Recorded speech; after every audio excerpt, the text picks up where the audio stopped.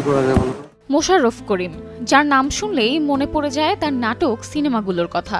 যে কোনো চরিত্রেই নিজেকে খাপ খাইয়ে নেন তিনি। তাই এবার প্রথমবারের মতো কমেডিয়ান চরিত্রে অভিনয় করলেন জনপ্রিয় এই অভিনেতা। এবারের চরিত্রে তিনি স্ট্যান্ড আপ কমেডিয়ান, মানুষকে হাসিয়ে জীবিকা নির্বাহ করেন। ওটিটি প্ল্যাটফর্ম চরকি অরিজিনাল ফিল্ম ডিমলাইটে এরকমই এক নতুন রূপে দেখা যাবে মোশাররফ করিমকে।